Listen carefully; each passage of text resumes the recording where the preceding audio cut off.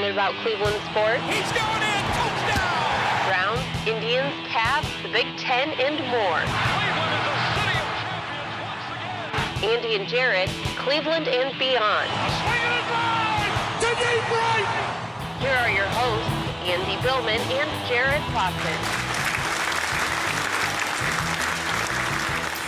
And we're live on Facebook and Twitter. Hello and welcome, Andy and Jarid, Cleveland and beyond. He's Andy Billman. I'm Jarid Watson, and this podcast is brought to you by Waiting for Next Year. Check them out, original Cleveland sports reporting at waitingfornextyear.com. Hey, Happy New Year, everyone. Welcome to 2020, Browns fans.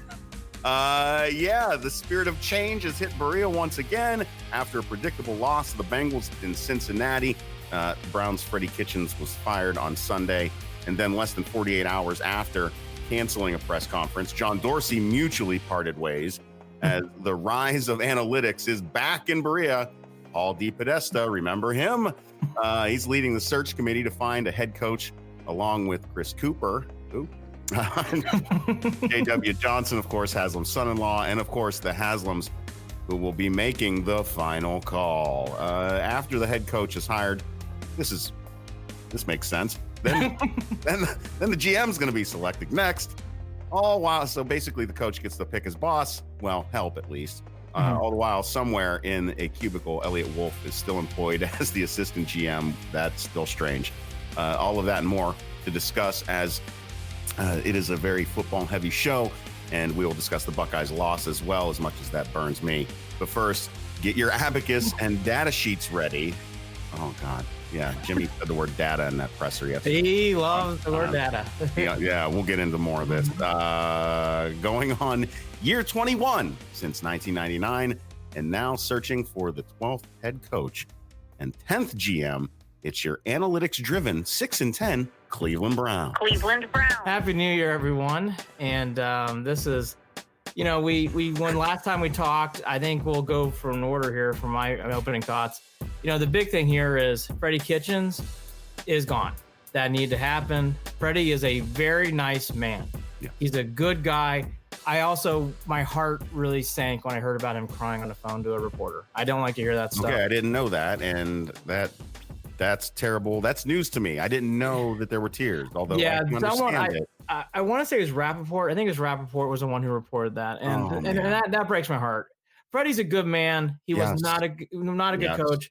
And I'm glad he's getting paid healthily. And if he ever wanted to get a beer or coffee, I'd be the first one to sit beside him and talk. I'd love to talk to him about it all. Yeah, as I say, it does. The big thing here is because someone has to go doesn't mean they're good people. He's a good person. It just did not end well for him. And, he got the rug pulled out underneath him, which has happened to a lot of Browns coaches. And he's another one. What was shocking, what we didn't want to have happen was Dorsey's gone. And you could kind of feel the momentum building. And I felt it immediately when his press release was one sentence. When I see something like that and it's really brief and to the point, it kind of touched upon me what was going on. And then you hear the DePodesta rumors, and here we are. The big thing that I want to take out of this, though, Dorsey did something that I understand why he did it, but it wasn't the right move. Correct. He wanted to keep Kitchens around because he was losing power in the building. And he was trying to save his job, and he was trying to save football personnel from taking over.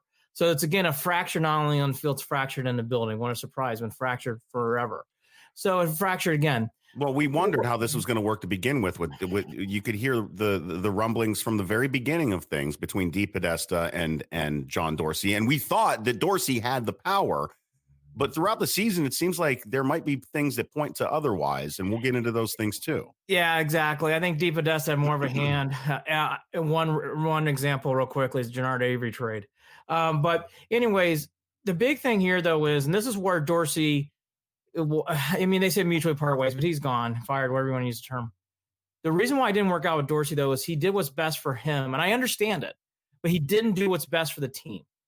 If I would have coached Dorsey, I'd be like, even though this is very hard to understand, and you got to get rid of Kitchens to get someone new to help the team. And my bigger point here is the Browns don't work together collectively on the field or off the field to bring a good product on the field. And that's why we're here again. I understand. We'll go further than Jarvis Landry's comments about not knowing what leadership was going for while they were on the field. Leadership. The opportunities that were there, but the team didn't have direction and know where they were going.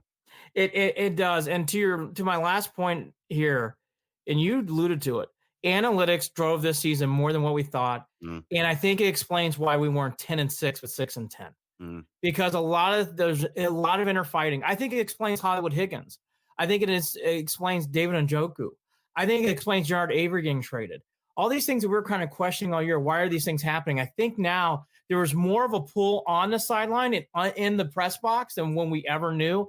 And it's a shame. And I know it's generic and it sounds like bullshit, but I'm glad Haslem said we need alignment. We need to be together, because I will say, I know it's just hearsay and it's rubber ball stuff, but I'm glad to hear him say it, because God, it is needed badly on this team. And that means up front and on the field. Both. It's going to continue to just be lip service, though, Andy, in my opinion, because we're at a point right now where when we're looking back at the season, and if we are saying that DePodesta had more say in player personnel, certain issues, trading and trading Avery, making certain moves that weren't necessarily what Dorsey wanted, when we thought Dorsey had control, and Dorsey we trust, we're at a point now where not only is it strange that we're going to go ahead and go head coach first, GM second, why are we even playing this game if we all need to be on the same page when DePodesta is still going to report to Haslem separately, directly, and where the GM's going to report directly on the opposite side? Why not just have DePodesta act as your GM? What is the point at this point to even go and get a football guy when Haslem knows damn well he's going to side with DePodesta, especially because of the way things worked out with Freddie this year? DePodesta's got more credence in that, holds more authority now within Berea. So what the hell is the point? What is the point? We're going to repeat this again. It's Groundhog Day, my friend. Yeah, Groundhog Day has been used by many people, and I gotta be honest with you, it should be spoken up and cheered loudly. The biggest trick to me is going to be what you just said. I'm going to hammer it. DePodesta has to be more. If he's this guy who's going to ruminate around, he cannot be sitting in La Jolla. He's got to be sitting in Berea. He's got to be going in there and being really a part of this whole process from beginning to end. And to your point, the biggest thing here too is I don't want to hear anymore about how DePodesta's here, player personnel's here, and everything else on the sidelines here. No. It's all got to be congruent. It's all got to be aligned. And you're right. The way things are lining up right now, I'll tell you, I'm glad he's still here, but it's really odd as Elliott Wolf. Elliott Wolf still being here is odd. It doesn't feel right. I don't like. It's almost like it's a wedge that's coming in here. Yeah, Brad Pitt, right? I mean, Moneyball analytics is going to rule the world here. Well, you can hear it the way that you hear it in the way that that Haslem came out and was talking about throwing out. Oh, McCarthy's got a 62.7 win percentage in the NFL. Like, those aren't your words, you nerd. You didn't say that. I know. I know. Oh, that's all DePodesta. And then he said data. We'll look at the data. Bro, he loved that word. Give me a break. He loved the word data. We do it. We look at what sells well in the pilot in the stores. Oh, my God. You can't. By the way, that is thank you. I'm so glad. When I heard that, I'm like, are you selling items at a gas station to things on the field? Yes. That'd be like me saying, what? Hey, doctor. Think of Jarid. Think of Jarid Avery as beef jerky. Well, right. Well, how about this?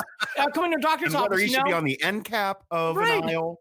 Right. Well, it's like me coming in there and being, look, I use Neosporin to heal wounds. I'm a doctor. I mean, we're not comparing things that are practical. Anyways, okay. I want to get back to DePodesta. DePodesta to me is the big. I want to hammer this home because you alluded to it. He has got to work with whoever these people are from here on out, because it is the one thing he is getting, which I don't understand. He's getting a pass. He was with Sashi Brown. That team with him in charge with Sashi won one game in 2 years. One. It did not work well. The culture in Cleveland was horrible. He did not do well with that. I know he didn't hire Hugh Jackson. Right, because analytics does not take into consideration the intangibles of who these people are. I agree. And again, DePodesta cannot, I'm going to stress this. It will not work if he's in California. If he's going to be this big a presence, he needs to be in Cleveland now, today. Well, do we even know that he's going to be here through January? No, by the way, no, I doubt he will. And that's a problem. That's the biggest problem.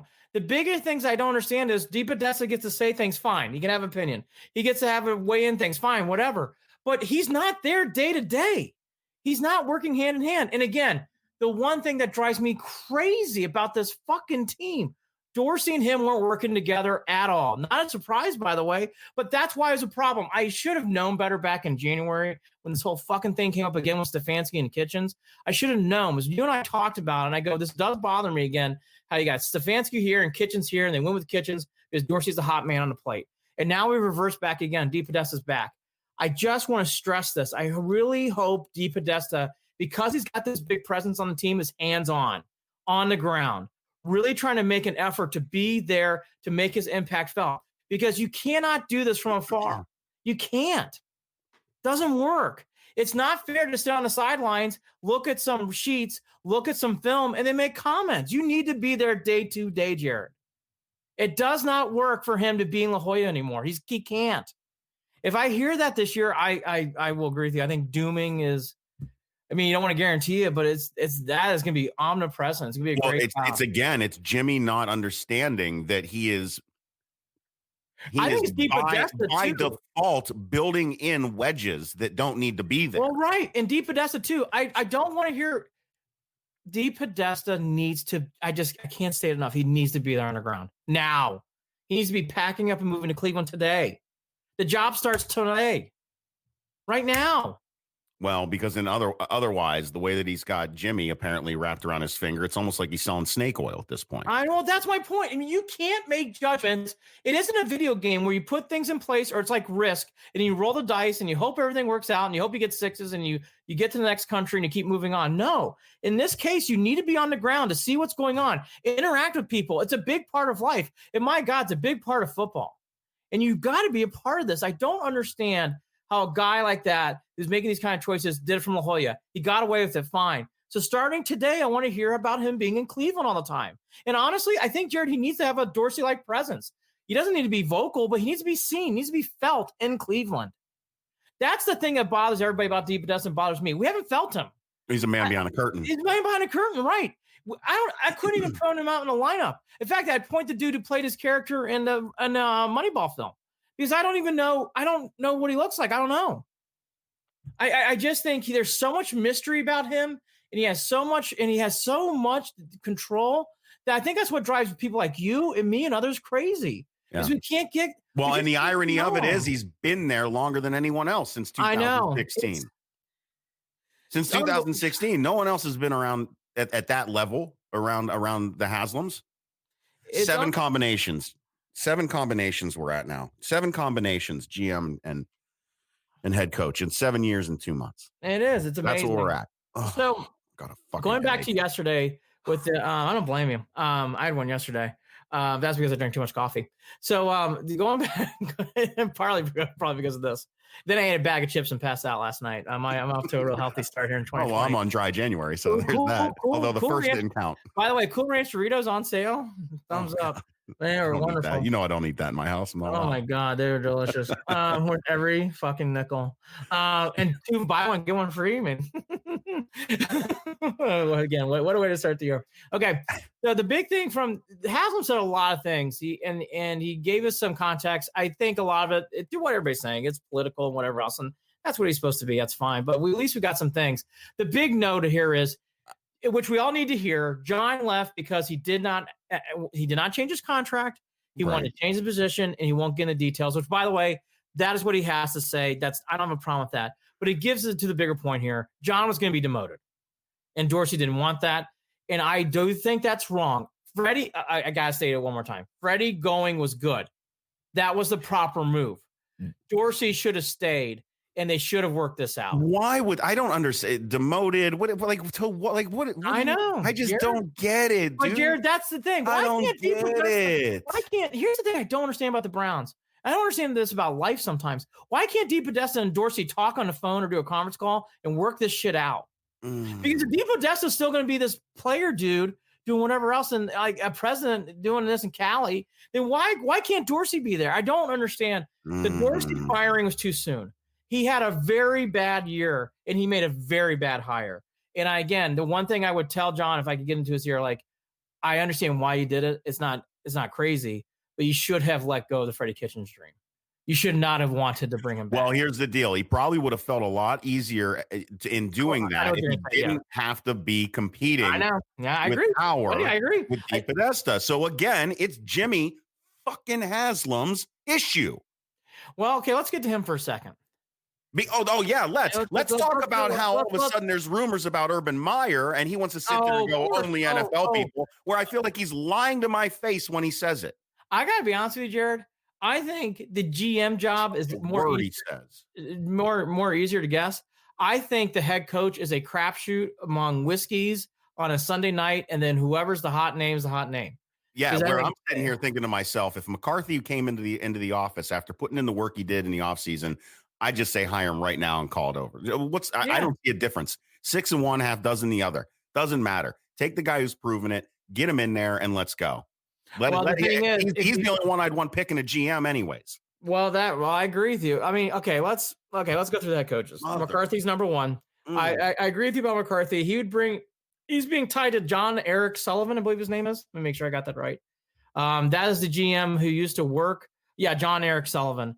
Now there seems to be a history with John Eric Sullivan and McCarthy that may not be the most pleasant. It's hard to tell, hard to read the tea leaves. So you bring him in with Elliott Wolf, maybe that makes a whole Packer family thing happy.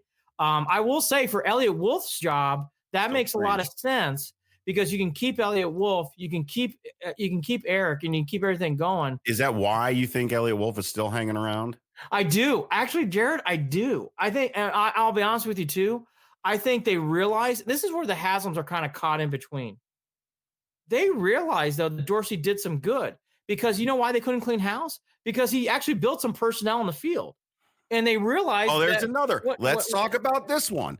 Let's talk about this, Andy. Let's talk about personnel on the field. What happens when new coaches and GMs come in? Because according to Jimmy Haslem, they've got a tough, great core group of guys that they want around. They talk to 25, 30 of them to get their feel on what they want out of a coach. You're telling me that there ain't going to be a big roster flip over the next 1-2 years? It depends on who's there. If it's Elliott Wolf, if it's Elliott Wolf and McCarthy, I think it's very minimal. I do. I think it's minimal. Andrew Berry and whoever else, I think anything's possible. I mean anything. Baker Mayfield included. I think anything's possible. Anything is possible. Mm-hmm. I really do. I think anything's on the table if it's Andrew Berry and something else. And what I mean by that is they can really have carte blanche. I think Baker. I know a lot of people think Baker's untouchable, and he probably is. I even think with Andrew Berry and with the wheeling and dealing stuff, I think Baker Mayfield's time, he would be really hard-pressed to play well in year 3 under a Berry regime. I think that's going to be I think it's going to be everything. I think under McCarthy. Really good coaching. Yeah, he's going to need it. I'll tell you, McCarthy in the Wolf and Sullivan team, my guess would be he'd have a little bit more length and a little bit more rope in year 3 and 4. I think with analytics, I think it's going to be a lot more tighter. But that, I don't know. I mean, I'm just shooting off the hip saying that stuff. But I really do think that for Baker's sake, I think having a McCarthy regime would actually be the way to go. I will say, let me throw in a couple other things that have been rumored. I'm not a big fan of Roman only because I see what he's done with running quarterbacks. He actually should stay in Baltimore. That's a great job for him. He's well equipped with Lamar Jackson. I would even whisper him, you have the great gig. You actually kind of know your role here. I don't think it makes any sense for the Browns too. So let's forget him. Saleh, I don't know a lot about. I know he's the hot coordinator. He's obviously defensive minded. I don't mind something I don't care. Defense, special teams, offense. I don't give a fuck. Just come in and win games. I really don't care. So Saleh's another name. Don't really know much about him. I don't really have a feel for him. But again, he's another name that's been positive. Then there's Urban Meyer. And then we'll get to Josh McDaniels last. I think Urban Meyer would be fine. I don't mind Urban Meyer being here. I think Urban Meyer would actually embrace the Browns' job.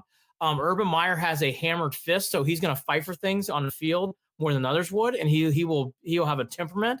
He will have Jimmy's ear. I think that might cause problems for other things down the road, but okay. He will rule with an iron fist, though. Urban Meyer will not be pushed around.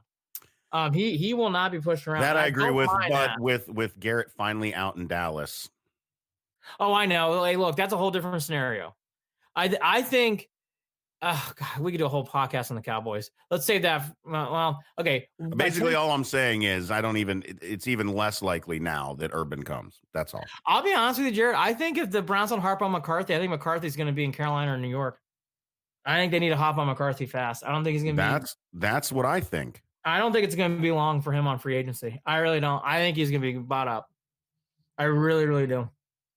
I don't see a guy like McCarthy being on the market long. Which is weird because I don't like that they interviewed him first and that they've got 7 others to go through. Like that. I know. Like that screws things up a little bit because you're sitting here. You're sitting here talking about letting them slip through your fingers is what it is. Yeah. So again, I think Meyer would be good. I won't do a whole thing. Listen to a past podcast. I think Jim Harbaugh would be a good thing too, but they won't even call him. So, okay. So Urban Meyer. Okay. The other names are rumored. I can't stand Brian Daboll. That is a bad hire. He was a terrible offensive coordinator for Cleveland Browns. Oh my gosh, I would be so defeated if he was the head coach. Kevin Stefanski. The offense was not working well until they made some changes and made him around Kevin Stefanski. I don't understand Kevin Stefanski at all. He's not been a good offensive coordinator for the Vikings. So why would he do good things here? He kind of lost control with Minnesota this year, and then the team started doing better. I don't understand Kevin Stefanski. I don't understand it at all. Can we say, I guess, if we want to wrap this up tightly and neatly, that it's McCarthy 1, McDaniels 2, and Urban Meyer, we wouldn't lose. Well, no, let's get to McDaniels. Okay. McDaniels, to me, I've seen him coach. We see him do his thing. The Patriots way is always enticing. Bringing Caserio in is enticing because I think that would bring some levity. Again, an iron fist type of control where people would have to work together. And I like that. With McCarthy and all these other things, it does make me wonder how they'll work with DePodesta. I'm curious. I don't know. I just don't know. Maybe they would. But again, you're going to have Elliott Wolf. You're going to have this Sullivan guy, it sounds like. That's a lot of people pro McCarthy. Is that going to create another Dorsey tension? I don't know. We'll see. Time will tell. I think that's an odd marriage. I think my number one, if they really said, hey, what would you do if you got into your head and everything else? If I really, really would, I'd be like, McDaniels and Caserio, and here's why. It would bring a breath of fresh air. It would be a Patriot thing, which I do like. I don't mind it. Mm-hmm. And again, they would have an iron fist with a melding of analytics. I know they wouldn't be analytics anti. I think they would. I know there's this rumor that McDaniels and DePodesta don't get it wrong. Take that for what it's worth. But if he takes a job, you got to figure he's going to work with DePodesta in some sort of fashion. Or maybe Caserio does. I don't know. Whatever. But I think that combination I like. I think McCarthy would be my second choice. I think my third choice would be Urban Meyer, to be honest with you. And I think fourth, Saleh. Stefanski and Daboll, it'd be a bad podcast. I would be so. Well, the problem I think with McDaniels that we still aren't taking into consideration is this is a guy who's been continuously interviewed for head coach jobs and turned them down, and is heir apparent according to multiple sources to that head coaching job with the Patriots, right? I mean, it's lined up perfectly for him to take over, which could be as soon as next season, considering Tom Brady and Tom Brady's trainer have their homes up for sale. So, I mean, you don't know what's going on in New England at this point and the way forward for them. I mean, here's the one thing I guess I'll go back to with McDaniels. Bill Belichick did the same thing to the Jets. Bill took the job, canceled his press conference, took a flight, went up to New England, took the Patriots job. So Belichick's got a similar stain on it. People forget that, but it happened. And Bill Parcells carpeted that thing for him, by the way. Caused a huge rift for years with those two. Okay. So people got to remember shit happens. McDaniels did not handle the Colts thing properly at all. But the one thing that I just think that is the one thing I think it would I think they would push out Elliott Wolf, which I don't want to do, but I kind of think you need to. I think here's the weird. I guess this whole thing is so fucking weird. Elliott Wolf being in the building with all this stuff just doesn't make sense to me. So I think the Patriots thing would actually be good for them. I think these guys are going to be ready to come. McDaniels and Caserio both have Cleveland ties. I think that'd be a good thing. I think it'd be a nice thing to bring in there. And again, I think that would bring a little bit more melding to DePodesta. I know there's rumors of McDaniels and DePodesta don't get along. I think they could talk it out and work it out, whatever else. McCarthy would be my second. I think Urban Meyer would be good because, again, he would rule with an iron fist. I think that would cause some tension, but I think he would rule with an iron fist. I don't know Soleil, so I'll put Soleil fourth. Again, I know Dayball. Dayball would drive me insane. Oh, my God. I would. We're going to pass. By the way, if people who forget, Ryan Dayball, 3rd and 9, a good short screen pass for 5 yards. 3rd and 10, a good 3-yard out. Oh, he fit right in Cleveland. Oh, my God. He was the captain of, we need 10 yards, let's get a good 6. Fit right in. Oh, my God. He would drive me crazy. Jarid, it would be oh, my God. That is such a bad hire. Again, Roman, I think Roman should stay in Baltimore. I'm not going to say he's terrible, but I think he's fit for a niche. And again, my last thing on Stefanski, he needed help to turn around the offense. So why are we hiring Stefanski? And that goes to the bigger thing.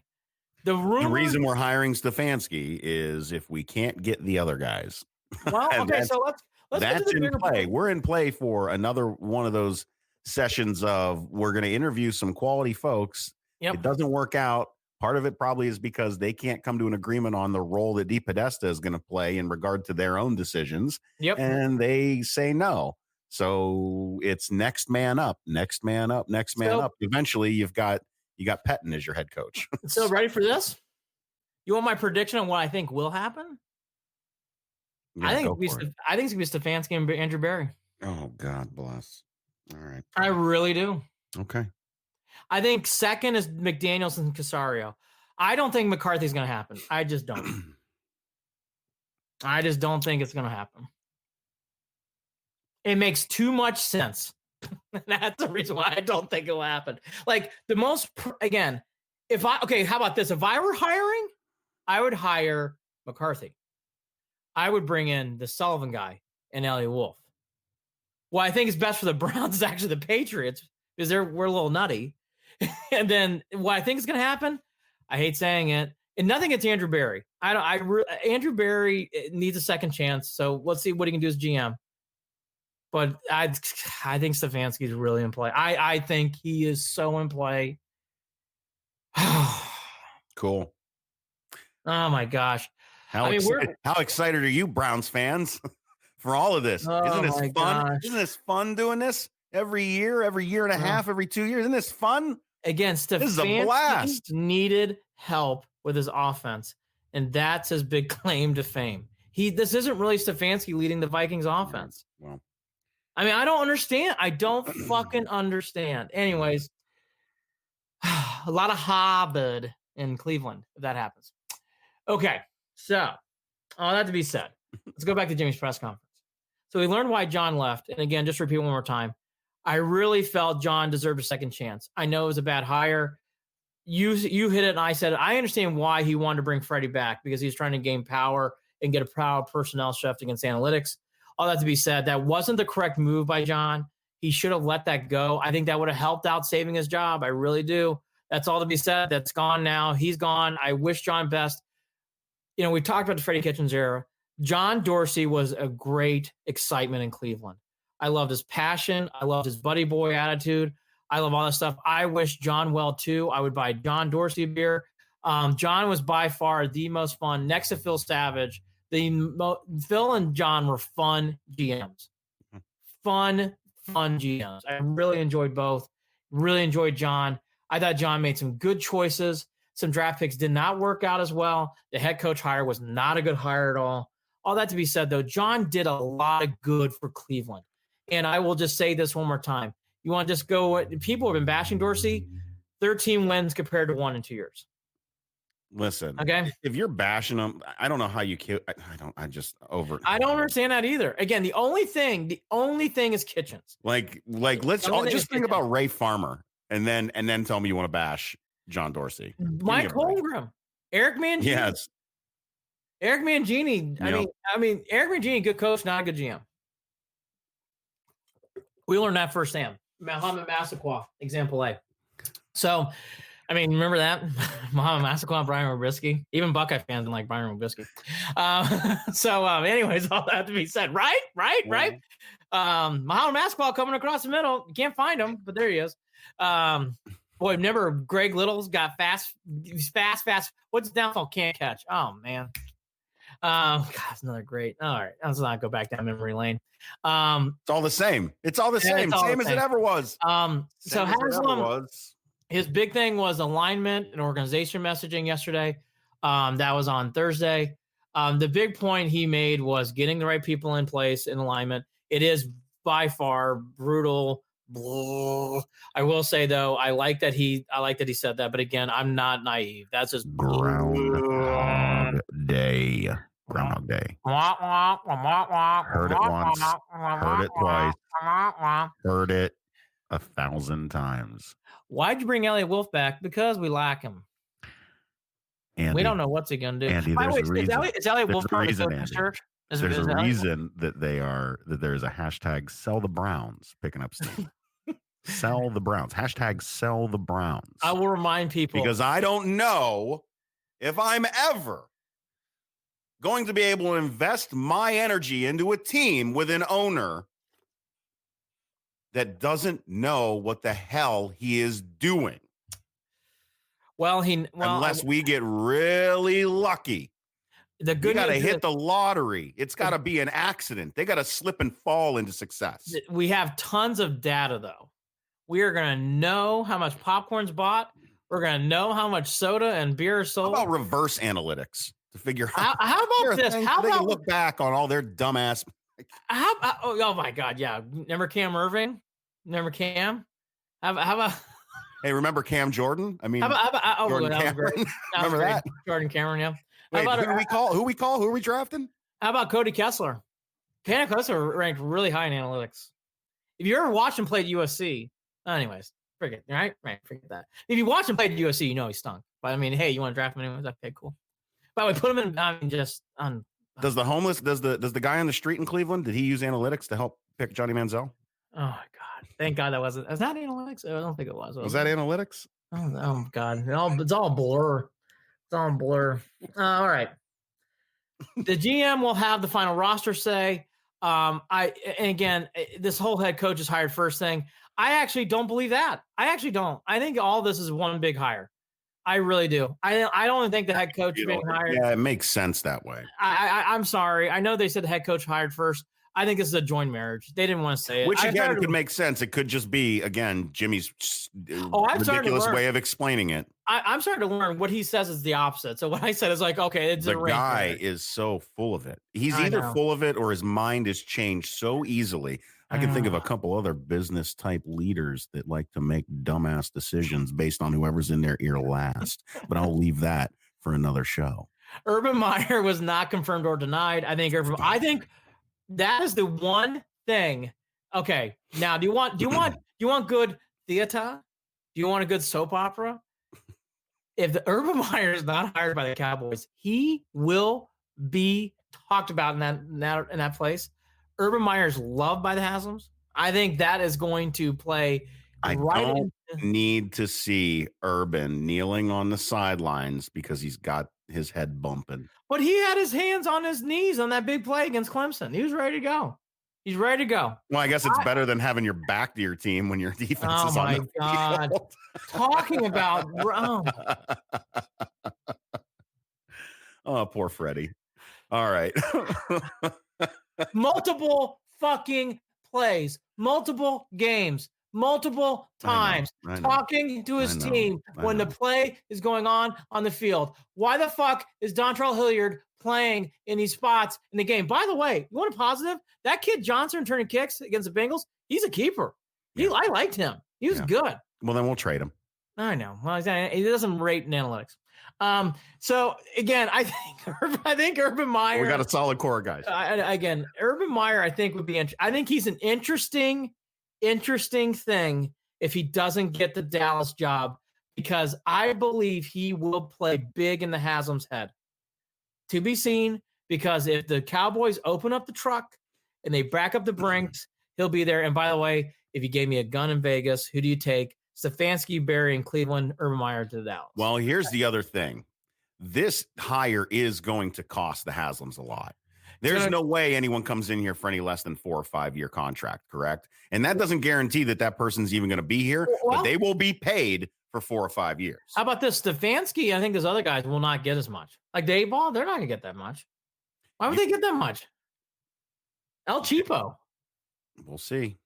I think. Why would anyone take this job without that? Which again, well, that McCarthy, might be, if it is that way, Andy, then you are looking at Stefanski or one of those others. Because I think that's what's going to happen. Because that means Haslem didn't want to sign some. I don't know, but he talks about stability. Maybe he will, but again, that doesn't matter. It doesn't matter. Even if it is a 4 or 5 year deal, it doesn't guarantee that coach. Yeah, I mean, maybe again, we'll have to see. Again, I think the Patriots would be best because of what they're trying to do.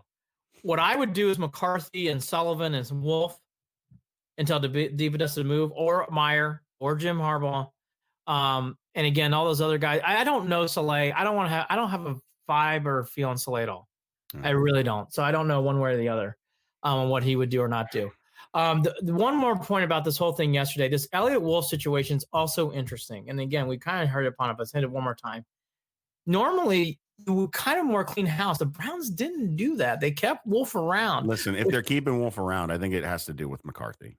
I think it does too. I also think it shows that even though DePodesta is leading this, they realized 1-31 is on his neck too. It's on his neck. Maybe. I do. Maybe, or this, like I said, or this just plays directly. I mean, then why keep? I mean, Jimmy doesn't talk like 1-31 hangs around his neck. He doesn't sound that way. I know. No, by the way, he doesn't talk that way. But keeping Elliott Wolf around is the notion. It's like Jarid Avery getting traded. Well, now that trade makes sense to me. Because I kept saying, like, I can't believe Dorsey would make that trade. Well, probably because DePodesta forced his hand to make that trade. And so now that makes sense. By the way, this is silly. I think a lot of what Hollywood Higgins was a analytics guy. Maybe Hollywood Higgins, the whole thing was more to do with analytics than what we thought. Because that would make sense. David Njoku was an analytics draft pick. Trying to force him on the field and then refusing to put him on the field. Yeah. Yeah. And all of a sudden it's making more sense of why these things happen. Oh, and there you go. And then those players are just pawns in the whole thing. And everybody was a pawn. That's why this season wasn't 10-6, which it should have been. It was 6-10 because there's so much drama. Okay. The bigger moment in this press conference too was Baker getting defended by Haslem. Baker caught a lot of grief this year. He did a remarkable job. He really wants him to have more opportunities that he believes for better play calling on the field to be successful to him. So something I want to bring up here. I think Baker's got a lot of backing by the owner, obviously, and clearly, which is great. Yeah. What a big thing's going to be here, and which again is why I mentioned Urban Meyer thing. Will Baker get a vote into the coach without us knowing publicly? I don't know. But I'll be honest with you. Don't be surprised if everybody in the room's a mess again, that Jimmy calls Baker to get his opinion and Baker sways the room to lean what Haslem's going to do. Because Haslem made it clear it's D and Jimmy making this hire. Well, this is my fear. This is my fear with that. Does Baker want a buddy boy? I don't know. Does Baker want another buddy like Freddie Kitchens? I don't think that that's necessarily the case because I don't feel like Baker. You never heard, did you hear Baker really? I mean, and maybe I'm missing something. He didn't really sound off in a way of supporting Coach Kitchens. No. He towards the end, he realized it wasn't going well. Okay, let's go down this road for a second. Baker in that last game showed his year in full circle. He made some great plays. He had some big touchdowns that we hadn't seen all year. Reminded me of the Carolina game from last year. Yeah. Throwing the ball deep to start the game, rally, catching the ball, scoring touchdown. A great throw to Landry for a touchdown. The OBJ play was a great catch, great throw, great touchdown all the way around. But then we saw the other Baker scrambling and looking lost, having to moments where the ball gets tipped down, having moments where he doesn't look secure in the pocket, having some bad throws. And then you see another moment of Baker running, getting the first down, and getting in someone's face. And then before the game, he's yelling at people in the stands. We got the full Baker Mayfield in in 1 year in that one game. That one game sums up Yep. Baker's year in one big thing. There's a lot of potential. He has some tip balls. He has some interceptions. He has some balls not going his way. As Landry pointed out, which I give Landry gave a wonderful press conference. He actually made a great point. He goes, some of those interceptions were on me. Some of these interceptions were on wide receivers. It just wasn't on Baker, which tells you the leadership was not, again, for people who Kitchens had to go. I'm telling you, Kitchens had to go. I know. Nice guy. He had to go. Hey. So all that to be said, that was where I moved here. But going back to this whole thing about Baker, I think if the room again is divided and there's all these people chirping everybody's ear, I don't think Baker's telling D and Jimmy, hey, you got to call Lincoln Riley and get him up here from Norman, Oklahoma, which, by the way, I think is a silent participant if this really gets crazy. Because there's I already noticed one recruit not going to Oklahoma, and I noticed some weird, quiet tea leaves in Norman. That is a wild poker guess. I don't think it's gonna happen, but if I had to. But anyways, I think what's gonna happen is Haslem's gonna have two people at the end, and the room will be tied up again, and everybody will be blah, blah, blah, disagreeing, whatever, or maybe agreeing, whatever. But if there's some sort of broach moment where the Haslems don't love the hire or whatever else, I would not be surprised they call Baker, get his input, and he pushes that one person they want over the top. It would not surprise me, Jared. Yeah. It would not surprise me at all. All right. Well, but by the way, at the end of the day, Andy, I don't even care. Well, in the sense that, let's put it this way, in the sense that until I see product on the field, I'm just going to watch numb. I'm just numb. I really am. I get mad. I get a little mad, but then I get mad at myself for getting mad. So I don't bother getting mad. And I'm not really mad. I'm just numb. Been doing it enough. Well, doing it enough. Half my life has been watching this team just flounder. Flounder. Rudderless ship is how I describe it. It is. Well, we move forward, and this is a big hire. And these are big things that need to happen here. What I think, here's the one thing I guess that is good for us. I don't have any kind of good gut vibe of what's going to happen. Again, if I had to guess, Stefanski and Berry, but I don't know why. I think Urban Meyer is going to play a bigger role than this, even if he doesn't take the job. And I think that Patriots duo is more in play than people think. But I think it's all over the place. Again, as the Browns are. I think it's all over the place. And again, Elliott Wolf being in the building to me is very weird. I think it's so strange. Yeah. That's why, to your point, McCarthy and Sullivan coming in would make a lot of sense too. But I don't know. The other comment that I got that kind of caught my ear was the organization was not aligned. He basically said at one point Freddie and John could always done better and within the organization. Yeah. And again, it proves we've kind of hit this point, but it kind of proved when Jimmy said that statement, there was no cohesion between DePodesta and that side of the building and Freddie and John. There was none from day one. Yeah. None. And that really played a big role in what happened here. I think we've hit the DePodesta point home quite a bit. I think the one thing too that, is going to be interesting again, DePodesta being Cleveland. If he's got that much of a role and this much to say, I think it's really big. I think we've hammered home McCarthy and Sullivan and all that stuff. I think if that happens, Elliott Wolf stays. McDaniels and Caserio, I have no idea what would happen with Wolf. And then you got Saleh, Wolf, and Berry. And then you got Saleh, and you got the other guys. Dayball we mentioned. I think really the one here that, again, makes more sense to me is Andrew Berry being the GM matches up with, I think, anybody here aside from McCarthy. I think any other guy here, and Caserio. I think any other guy here, though, if it's Saleh, if it's Stefanski, if it's Urban Meyer, I think Andrew Berry is your GM. I think so. I think everybody else is an arranged marriage. The first two are the two coaches who we probably want the most in here, who's got NFL experience, McDaniels and McCarthy. They're going to bring in guys, Sullivan and Caserio. I think everybody else is going to be Andrew Berry. I think that's pretty simple, actually. Arranged marriages work out really well. They always do. We love them in Cleveland.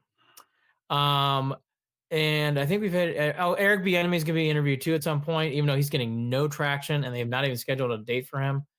He's kind of lingering in the wind right now. It's just so weird how the Browns are requested. And he's not an off week too. It just doesn't make I don't know. The Bieniemy thing to me is weird too. They're obviously going to interview him, but they haven't really made any kind of a real attempt to bring him in. Everybody else, they've made real dates and real times. Bieniemy is just feels like it's almost an extra. Maybe it's because of minority rule. They just get someone in, but it just feels like it's an extra, Jared. Doesn't really feel like they're really giving Bieniemy much of a shot. I think everybody else is in play. And again, my last thing on this whole thing, I think Urban Meyer's more in play than people think. I really do. It doesn't mean he's coming to Cleveland either, but I think we'll see. And again, just to clarify for anyone who doesn't understand, some of the rules with this, they don't have to announce that they're going to interview him, right?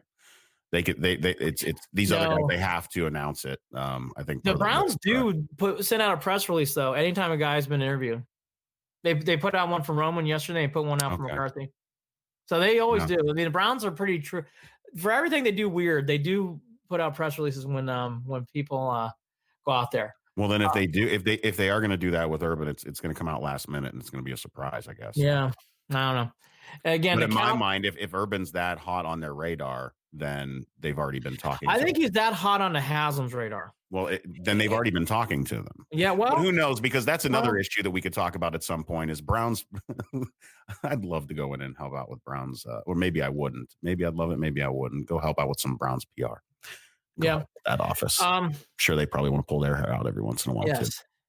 So that's what's happened in the last 96 hours in Cleveland with the Browns. Mm-hmm. So we are going to have more talks about this, and it's going to be great. They did play a game on Sunday. Everything I thought that played out exactly the way I thought it would. Lost by 10. Mixon ran. I mean, you can play back the podcast. Mixon ran all over him. He handed the ball off, and they listened, and they did what they had to do. The big thing in this game that really killed the Browns was third down. They had no plans for third down. They didn't have any interest in stopping the Bengals on any play. Boyd went off in this game. Dalton went off in this game too, in my opinion. And the Browns, with the leading rusher up until week 17, Nick Chubb couldn't get anything on the ground going. Just really couldn't get anything. It was the one time all year Chubb really never got started. He did not get a lot of carries again. Blah blah blah. There you go. The other problem is too, though, he never, even when he got carries, it was the first time all year he never really got a punch. Like he never really got through the line. The line just did not look great in that game. The line looked awful. Looked awful. The line looked awful. We hit on Baker. That was bad. The one thing I would tell Baker, if I could, to have his ear, be like, that game again, I thought summarized this whole year and what's going on. And I really hope for him he gets a chance to decompress and get to work, because we need him and we need him to be successful. And we seems like he's doing that, despite the incorrect reports of him, which, by the way, even if he was, who gives a shit that he was out getting hammered on New Year's Eve or whatever. By the way, he needs to. That sucked. Yeah. That sucked. I hate when people do this stuff. By the way, it's the same thing too with Eli Manning. He's allowed to do shots with Daniel Jones at a bar. At least he didn't. He didn't. Yeah, exactly. Correct. He's allowed to do that. He's allowed to do that. Hey, but what I'm saying is, what I actually like about this is that I don't think Baker fired back at those claims, and maybe I missed it, but that's I'll take that as a good sign that Baker's ignoring the bullshit at this point. If we can start doing that, I'll love it. Here's my only thing about all this. If this is happening on a Saturday for a Sunday, there's a problem. But hey, it's happening on New Year's Eve. Who cares? Hey, you talked to me New Year's Eve. How was I in downtown Cleveland? I remember talking to you, right? I mean, look, it's all anyway, that's that. I'm glad no one's following me around with a camera. Right. The biggest thing though with Baker that I do want to reiterate though one last time, he does need to handle the social media PR aspect better. Yeah, he does. Yeah. I love his energy. Yeah. I love his confidence. It did not go well this year. No. It went backwards from week one on. No more. He doesn't need to do the back and forth with Colin Cowherd. Shaving mustaches during games, coming in t-shirts. Like he needs all that stuff for even simple things of calling out the training staff. And on the same note, on the flip side, because there are two sides to all of these things. On the flip side, I don't need fans getting pissed off and saying dumb things like Baker needs to do less commercials and and worry more about the field. Hey. And why is he doing these commercials? Because I don't think fans realize he's doing his stuff in the offseason. Those commercials were recorded forever ago, and he's making money. Exactly. He's making money. Exactly. So don't be dumb. Don't be dumb about the commercials. Again, Let him do the damn commercials. They're good. They're funny. Ready for this? Let's be realistic. That's Baker what I like, drinking, actually. Baker drinking on New Year's, Baker doing commercials. I don't care. Not the problem. Not Baker the problem. going on Don't training camp. conflate that with the social media stuff. Correct. Baker, everything else about Baker, he really does. He's got to settle. It will help him on the field. Okay. Other things to notice from this game, Ratley had one big play, then he dropped a couple balls. I'm done with Ratley. I won't go on later about that today. Landry and OBJ had their moments. OBJ was really sick and still played really well in this game. I thought Baker had a great run in this game. I thought it was one of the toughest. He is, God, you do love him when he's making that run. He gets jacked and he still gets the first down. This is great to see. It is the same old song and dance. He's going to have a better second year. Greedy Williams just looked awful in this game. I don't know what else to say. It's a rookie. You just hope he learns from this. But oh my gosh, is that a bad rookie year? I think he's got a lot to do in the offseason.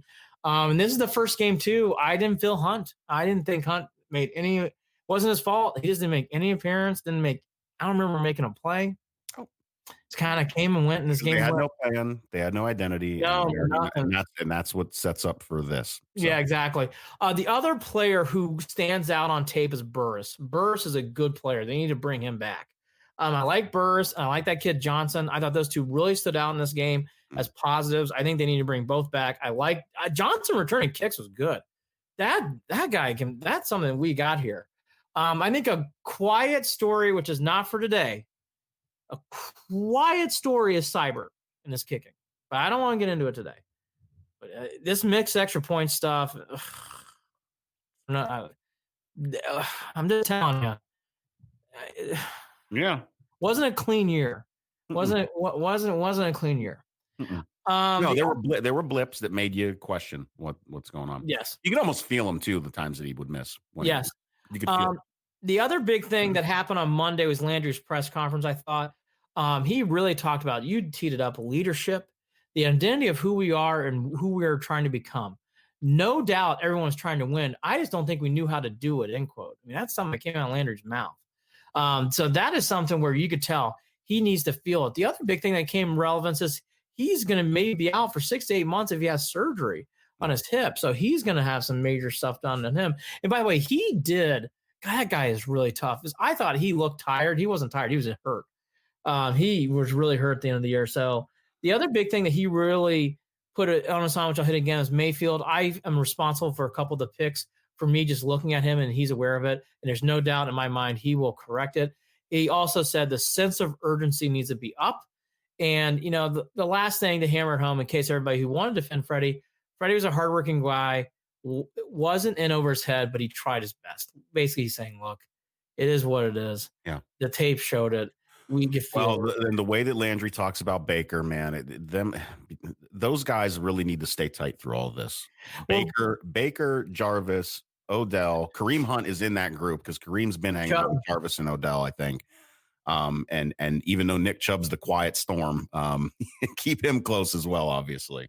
Yeah, I think Joel Bitonio is going to be, another leader that has spoke up a little bit and said things that he needs to say regarding what this team needs going forward. Joel talking about needing a really tough head coach. It's going to kind of kick their ass a little bit. So yes, I think the bigger thing that came out of that, again, Landry is the leader, and he has got the locker room. That's what came out of this whole thing. Mm-hmm. Baker and him are together as one, and they're working together. The locker room isn't as it's weird. The locker room isn't fractured. What's fractured has been the front office. We were focusing. I think everybody was focusing on the wrong things this year when it came to fracturing. Well, and this is one of those situations, Andy, where I've talked to you about this, where through that, this is the adversity where that pulls them together, where they're playing for themselves. They're not playing for Jimmy Haslem. They're not playing for a GM. They're not playing for analytics. They're playing for a head coach that can lead them, but they're playing for each other at the end of the day. That's the good possibility of what could come out of this. Here's the big thing with hope.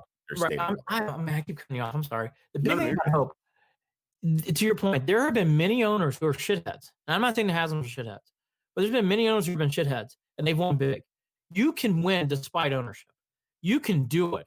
I can point to countless examples, especially in the NFL. You can do it if there's right core, if there's the right people, and everybody's aligned. Yeah. There was some fractured moments on the field, but everybody got along. But there was so much dysfunction that shit ran downhill again. It was to me, it was just as bad as Ray Farmer calling down to Shanahan during a game to ask him questions when the whole cell phone debacle happened. It was that bad. I didn't realize it was that bad, but I did after the Bengal game. It was that bad. Yeah. So that's the hope. I'll ask this before we go to the Buckeyes, as we talked almost an hour about the Browns. Again, if I had my bet in Vegas,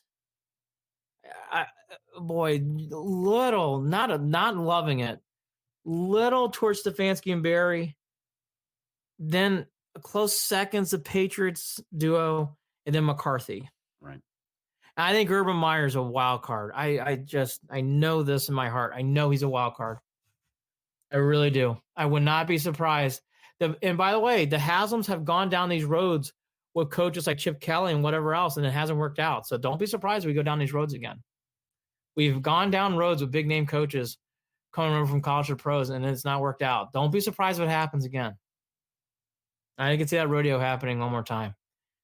Well, it's 55 minutes in. Do you have anything more about the Browns today? Nope.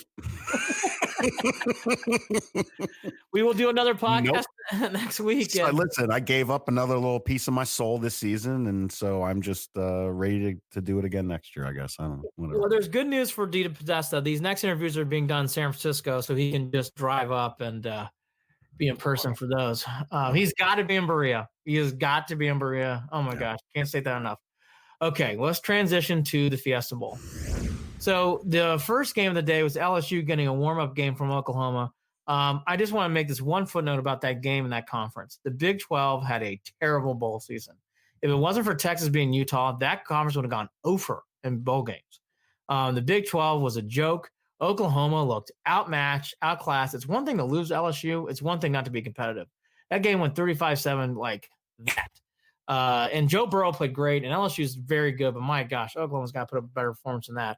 I thought that was a really, really bad performance from Oklahoma in that game. Okay, to the second game, to the Jared Watson Bowl.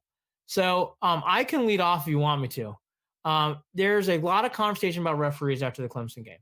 The biggest thing that I want people to remember is this was a great, because I'm a neutral fan, as people know, or people don't know. I'm not a Buckeye fan. I'm a huge Irish fan. By the way, they kicked ass, and I'm a huge Boilermaker fan. They did not. Huge Boilermaker fan. We'll talk about basketball here in 30 seconds, but the biggest thing in this game is a great classic game, very evenly played. Yeah. It was the semifinal game we've all been waiting for. If you want to go to a singular scapegoat moment, at 3 minutes in on fourth down, I really thought they should have gone for it. And it proved. It doesn't matter. Clemson goes 94 yards or 80 yards. They are so quick. They're so equipped. It doesn't matter. I would have gone for it on fourth down. He didn't. He punted. By the way, it was a great punt. They made him go 94 yards, but Clemson went 94 yards like that. The other big thing in this game is Clemson came out for some reason snoozing, and Ohio State had 3 field goals. And God, if you turn a couple this was it. That would have been a different game. Andy, I talked to my dad and I, where he's sitting there, we're just going, they're kicking too many field goals. It felt like a Browns game. I was like, why are they playing like the Browns? Why can't they get in the end zone? They were. They were really having issues getting the ball in the end zone. That was issue number one. Issue number two was J.K. Dobbins didn't have his best game. He did have one hell of a game, but it was just a couple of mistakes that he did make that were painful on the drop pass, basically in the end zone. Yep. To me, that looked like a running back who thought he was running the ball and just needed to cross the goal. The way that he planted the ball as he went down, he didn't tuck it in and hold the catch, if I'm not mistaken. So in my mind, that was a guy who was thinking like a running back and not like a receiver at that moment. Yep. So I think that was possibly a mental error that caused that lapse. The other issue, of course, comes down to the referees, and we are going to get into that because there were people with a lot of comments on that stuff. I will say the catch that was called incomplete that was originally called a fumble. That's a tough one for me to swallow, only because you're talking about indisputable evidence overturning that, and I don't believe there was. It looked like there was 2 solid hands on that ball, 3 solid steps taken, a football move forward, and that should have been just because there's an arm between those 2 hands doesn't mean that that's not a completed catch at that That's point. the one call that was brutal. If I'm, That really did change was the brutal. momentum completely at that point. I Because thought that ball game would have been. That's the issue again, Andy, that comes into these refs making decisions that end up flipping what a game would be. Because close games like that, when you that makes a call like that much more important to get right, because it's a close game, and they botched it, and that's where we're sitting right now. I wasn't mad at the end of the game. I was bummed out. It was one hell of a season. In my mind, Ohio State should be moving on because of that call. But in my mind, I also know that they left points on the field. They left points on the field, and that's just, you can't do it. You can't do it. You can't leave it in the ref's hands, and that's what they did. Ryan Day is a good coach, and he's on his way to being a great coach. Dabo Swinney is a great coach. The in-game adjustments and what they simply did by allowing Lawrence to run on the field made a big difference in this game. People, you can go back and listen to the Raiders podcast for the Browns. Referees don't cost games. I know there was some. I thought that one call, I agree. I thought the targeting call was actually a good call. I know people go crazy about that. I'm getting miss on that one. I get it by the book. It's the right call, but he 50-50 call. It's a 50-50 call. Now you want to talk about 44 in the Oklahoma game. That was a targeting. That was targeting. That was targeting. I will say this, though. The one thing that I did see, which I'm glad people bring more up, Dobbins really got, I thought, brutally ankle twisted in that game. And I thought that was that's something I think needs to be flagged more. There's more of that in football. And that ankle was not good. You're right. I didn't even think. And that was it. That was a nasty hit. And that was a little bit after the whistle, in my opinion. But that's more the targeting. And there was a hit in the back of the head on that play, wasn't it? Or was it a different play? I don't remember, but there was like a play where his ankle got twisted. And I was like, man. Chase Young had a couple of hands to his face that I saw too. That was aggravating. That since he came back from the suspension, it's like, it makes sense. These guys need to JK made his announcement. He's going to the NFL. Yeah. And of course, after tweaking that ankle, get the hell out and run. As a running back, you have to. Here's the biggest thing in this game. So again, I don't think referees cost this game. I don't. ATN in space is dangerous. He proved it. ATN is going to be a wonderful Darren Sproles back in this league. When he gets to the NFL, he is going to catch. Boy, if you don't think that's Darren Sproles 2.0, I think that guy is going to be a wonderful third down back in the NFL. He is just so great in space, and he is so fast, and he just zips down the field, and he has great hands. The biggest difference to me in this game is Lawrence played a little bit better in Fields, and I do want to get to the final play. I feel terrible for Olave.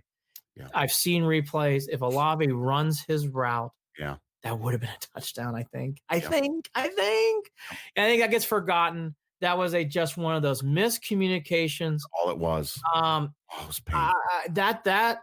I will say, I'm glad the deflection in a way maybe is going off the referees and not on Olave's. I feel bad for him.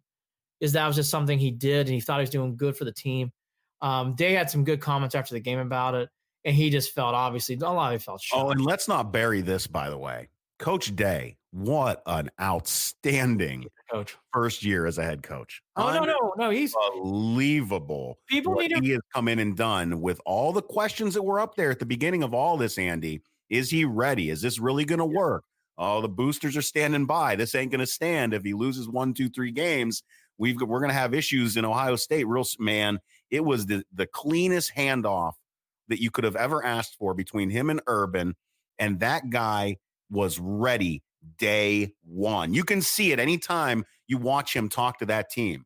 Anytime you watch him have conversations or get hyped up and rally that team, Coach Day has got it. And this Ohio State team is going to be a beast under him.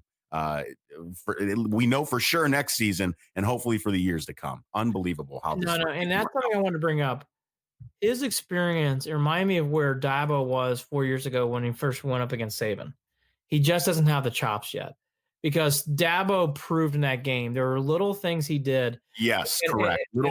Really made a big difference in this game. And the one thing I want to give Ohio State credit, there was a couple times where Clemson had Ohio State in the ropes, and Ohio State did not back down. They made some key stops.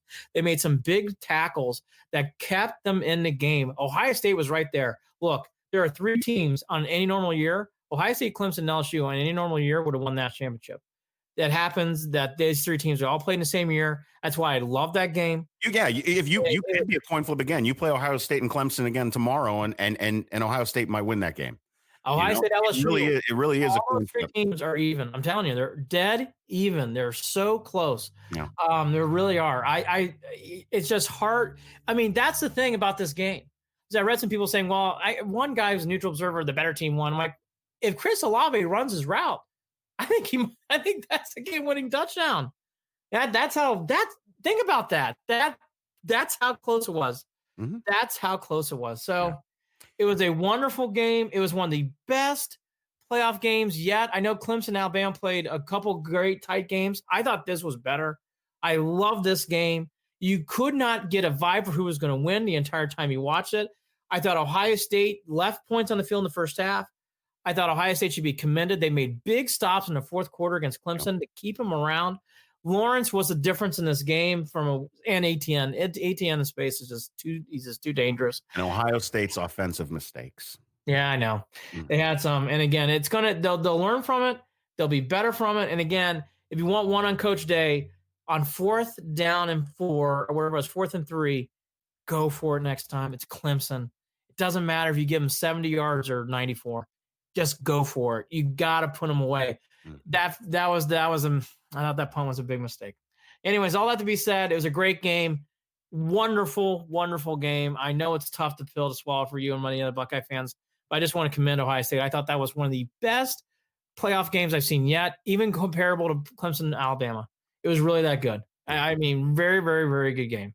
LSU Clemson's going to be a wonderful game. Yes. We'll get into that more in the podcast. And by the way, for how much it drives me crazy and for how much I don't want him to be a Bengal, Joe Burrow is tailor-made for the NFL. But anyways, last final thoughts on all this today. By the way, okay, I forgot one more thing. Then I'll get to Purdue real quick.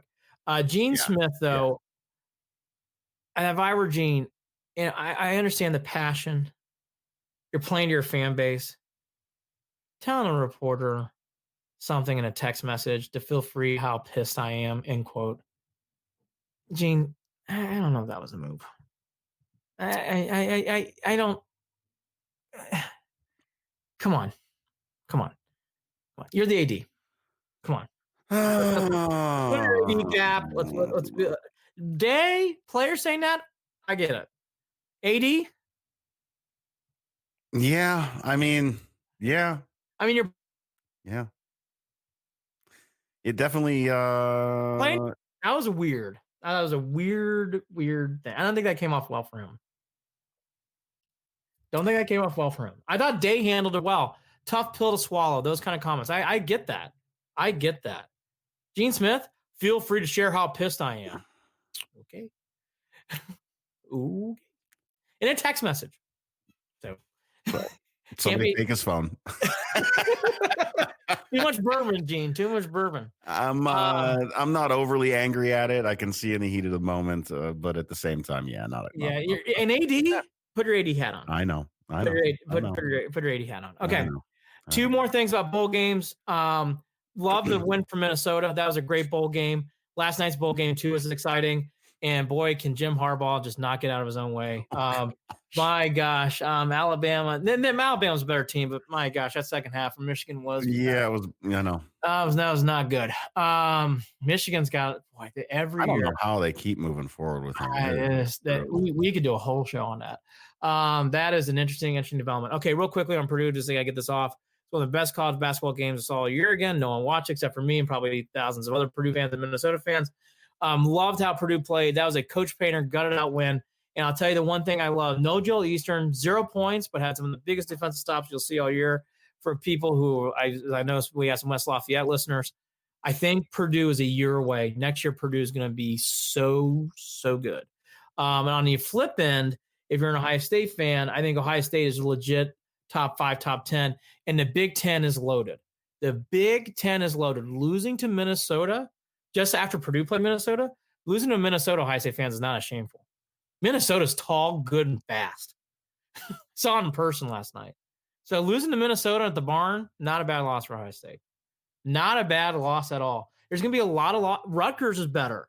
Rutgers is ranked 33rd in the RPI. I mean, there's some teams that are really high up there. ranking high. So the Big Ten is going to be brutal. I would suggest to watch it. And then back to the Browns as we close. I really hope the alignment thing plays. It's really needed. We didn't realize how fractured the front office was until after the Bengals game. Now we know. And I really think, even for what I'm guessing, it is a complete guess what's going to happen. I don't think – that's the thing I learned about that press conference. I don't think I have any real feel for how this is going to go. Well, that's exactly how I'm thinking of it all. So shoot us an email, Andy and Jared at gmail.com. Andy and Jared, Jarid at gmail.com. Follow us on Facebook, facebook.com/Cleveland and Beyond. On Twitter, it's at CLE and Beyond. We are, of course, brought to you by Waiting for Next Year. Check them out, original Cleveland sports reporting at waitingfornextyear.com. Well, Browns fans, it's been fun. It's been one hell of a season. Happy New Year to everybody. I am absolutely exhausted from all of this shit, and it's going to look like it's going to continue to be that way for the foreseeable future until some things change. Whether that be the call for a change in ownership, which is not going to happen, or we accidentally slip and fall into success. That's what I think we've got ahead of us. Otherwise, it's the same as it ever was. Groundhog Day, however you want to describe it. He's Andy Billman. I'm Jared Watson. Andy and Jared, Cleveland and Beyond. Take care. Have a wonderful January. Dry January. I don't know how I'm going to do it. Especially with this Brown stuff. Gathering data. Oh, yeah. Hey, what do the analytics say about dry January? Take care.